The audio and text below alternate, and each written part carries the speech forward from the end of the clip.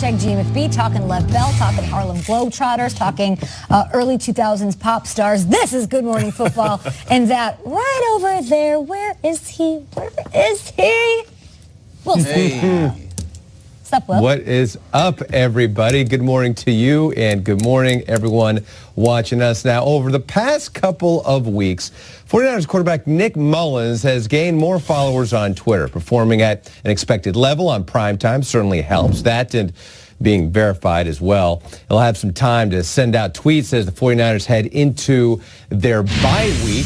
Mullins can take comfort in knowing he'll still be under center with the ones when the team returns to practice. Head coach Kyle Shanahan declaring so himself, saying Mullins is, quote, our starter until I say differently.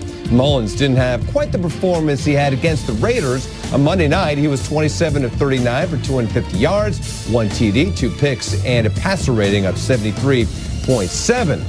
Down in Southern California, the Rams clearing receiver Pharaoh Cooper to return to practice. Cooper underwent ankle surgery following his injury in Week 1. He's likely to get a bigger role in the passing game, with Cooper Kupp out for the year with a torn ACL. Patriots tight end Dwayne Allen suffering a knee injury of his own in the loss to the Titans on Sunday. NFL Network's Mike Giardi reporting Allen will not need surgery, but is expected to sideline him a few weeks.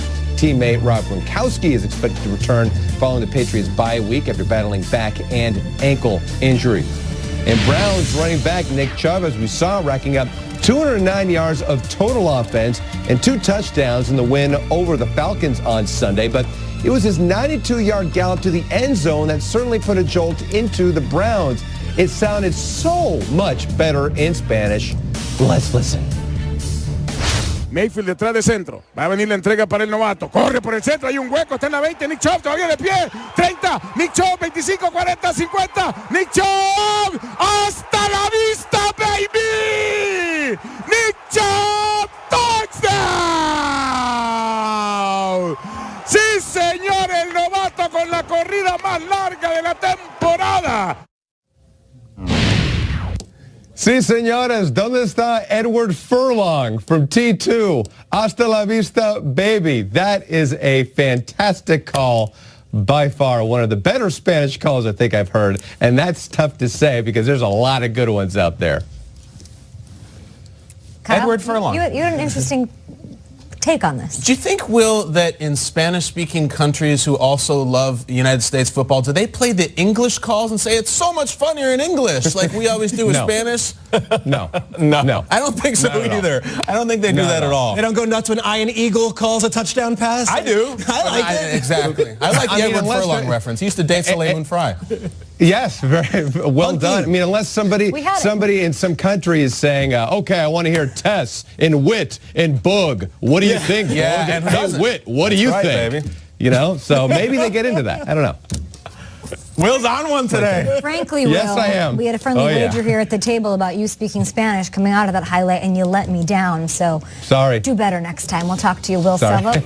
Everything happens on Thursday night. Fireworks, it's going to be wild. We're kicking off Week 11. The Seahawks, they're feisty. They're young. They're getting it done, but they're looking to snap a 2-game losing streak when they host the Packers on Thursday Night Football. Quarterback Russell Wilson, he says this team's confident in their abilities going into this important NFC matchup. Take a look. I think there's a lot of urgency. I think there's a great sense of urgency. I think there's a calmness. I think that there's also great confidence. I think there's, laser focus that we have, So I think that I know that this team is very, very capable of doing what we're setting out to do. I think everybody should watch out what we can do.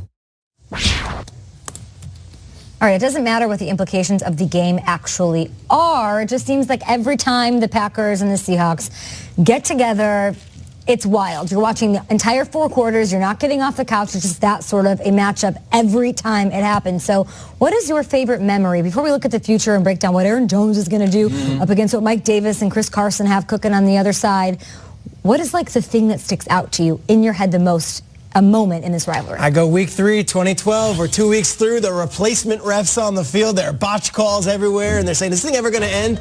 Well, only way the replacement refs has to end is if they make a colossal mistake in the last play of a game on Monday Night Football. And here we are, the Fail Mary. One judge says touchdown. The other one, watch this. Watch the signals here. Look at each other. Touchdown. Interception. Interception. Amazing. What do you got? That visual is amazing. What do you got? I'm stupid. What do you got? Yeah, the arrow. Okay, so here we go. The back judge's name was Derek Rondon. He signals the touchback, but the side judge was Lance Easley. If you think it ends there, guys, Lance Easley, obviously the lockout ends in the next week. The real refs are brought back into like standing ovations from fans, which was absurd. Yeah. Lance Easley went on to write a book, and it was called Making the Call, Living with Your Decisions. And it was all about the Fail Mary and its experience there. Wow. Golden Tate's involved, Aaron Rodgers is involved, Russell Wilson, but Lance Easley writes the book on the game. I love it. That was a memory I'll always have. I'll go to the wild card game, 2003. It was the prequel to what this rivalry is now. You had Hasselbeck, former Packer, taking on Brett Favre, and it's going back and forth. The whole game, right, goes to overtime. There's a coin flip, and Hasselbeck says this.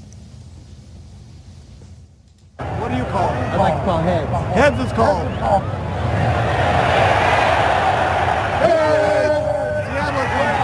We want the ball, we're going to score. There wasn't many options. We want the ball, he says. Let's go. And, of course, he proceeds to get the ball, try to score. There's what happens, Kay? Pick six to Al Harris, who runs it back. It sort of like spurred what this rivalry is. I think that's sort of where it started between these two squads. Yeah. And Al Harris was sitting all over that route. coach with the Chiefs now, Shrey. He's now an assistant defensive backs coach with the Chiefs, but there's Al there. This play was crazy because we've never seen anyone at the coin toss have so much bravado and then get an egg in the face. Hasselbeck has said I was out there with Brett Favre and I'm on green. They're close friends of mine. We were busting chops. I wanted to be funny. And sure enough, there was a score. Yeah. I'm going to take it from January 2004 to January 2015. One of the strangest, craziest playoff games I've ever seen up in Seattle. Aaron Rodgers and the Packers leading 16-0 at the half. Oh, Russell Wilson, the worst game of his career. 4 interceptions. There was no way the Packers could lose this game. And Nate, Brandon Bostic tries to get the onside kick as it was falling into Jordy Nelson's arms as it should have. This game had a John Ryan fake field goal touchdown pass. Watch this play by Russ. This was crazy. This is an absurd play. Julius Peppers about to sack him.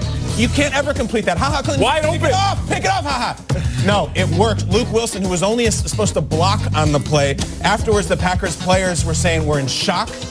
Josh Shitten said, I will never forget this. I got drunk on the plane home. I can't believe we lost that game. Aaron Rodgers very earnestly said, we may never forget this one. This one may never, ever get past us. And it's true. An unbelievable loss. As Russell Wilson is weeping on the field after the game. This should not happen in the NFL, and it did. Wild day. And if I'm not mistaken, if they had won that game, which they should have, it would have been Patriots versus Packers. It would have been Aaron Rodgers versus Tom Brady in the Super Bowl. You're right. Right, I'll double up on that game because the fallout because of it was crazy. Bostic gets released after that, which it's not his fault. It blew me away as a player knowing that because he didn't catch the ball and let Jordy catch it, they released him when they had so many moments in the game to win it, which is basically the definition of the NFL. Special teams coach got the Knicks also. Yeah. That was that. Yeah, it's You were a crazy Seahawk. situation. Describe this rivalry.